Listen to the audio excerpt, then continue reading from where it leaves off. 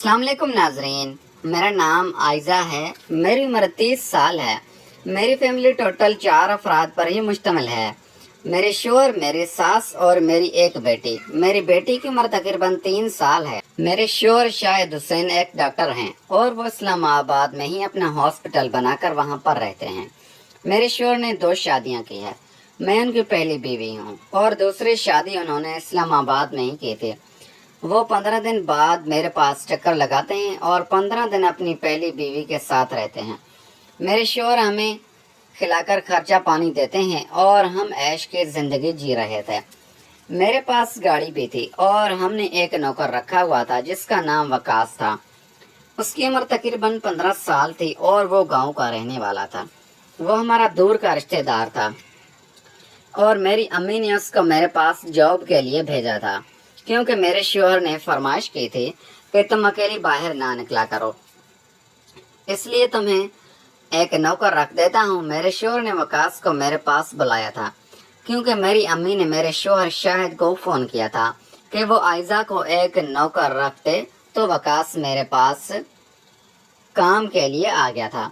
अब मुझे दिन भर के काम काज से छुट्टी थी और वकास के सारे काम काज देखता था और गाड़ी भी ड्राइव करने लगा था। घर का सौदा सलफ लाना हो या मुझे कहीं भी लेकर जाना हो, वकास ही लेकर जाता था। मेरे शोहर 15 दिन बाद घर का चक्कर लगाते और 1-2 रातें मेरे पास रुकते और इस्लामाबाद में चले जाते। मेरे शोहर ने इस्लामाबाद में ही एक हॉस्पिटल बना रखा था और वो एक MBBS डॉक्टर थे। वहाँ पर वो लोगों का इलाज करते थे और वहाँ से अच्छी इनकम होती थी, इसलिए मेरे शोहर रावलपिंडी में कम रहते थे।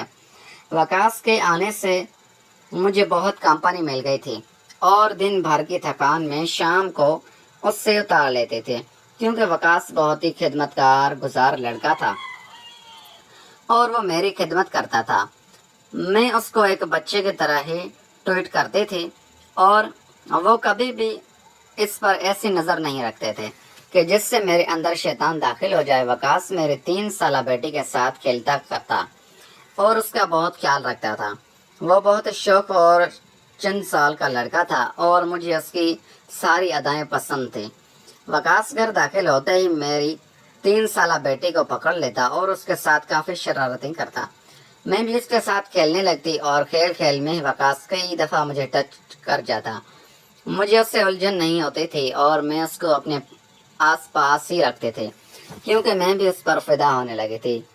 मेरा शोहर मेरे पर इतना तवज्जो नहीं देता था और वो 15 दिन बाद ही मेरे पास चक्कर लगाता था, लेकिन वकास मेरे ऊपर भरपूर तवज्जो देने लगा था और मेरा बहुत ख्याल रखता था। वकास रात को भी मेरे कमरे में आता और मेरे पास बैठ कर चाय पीता, मेरी खिदमत करता और फिर जाकर सो जाता था।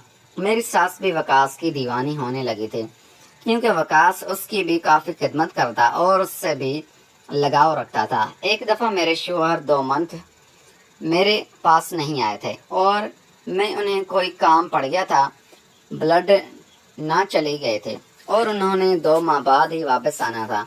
मुझे उनके पीछे बहुत मुतासर हो रही थी और मेरा दिल नहीं लग रहा था। मुझे किसी मर्द की तलाश थी और किसी मर्द के साथ की ज़रूरत थी, लेकिन मैं बाहर भी नहीं निकल सकती थी और इतने खुद मुख्तियार भी नहीं थे क्योंकि मेरी सास मेरे ऊपर काफ़ी पाबंदियां लगाती थी। इसलिए मैं वकास को ही अपने दिल में जगह देने लगी थी और वो दिल में सोच कर रखा था कि वकास के साथ ही अपना गुजारा करूंगी। एक दिन मेरी सास अपने मायके चली गई थी और वकास और मैं दोनों ही घर में अकेले थे।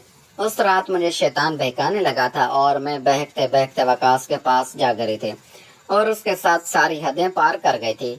मैं बाजार तो ये गलत कर रही थी क्योंकि मैं काफ़ी सुलझी हुई लड़की थी, लेकिन शैतान ने मुझे वकास के आगे फेंक दिया था और उसने मुझे काफ़ी राहत दी थी। मैं भी उसके साथ भरपूर तरीके से,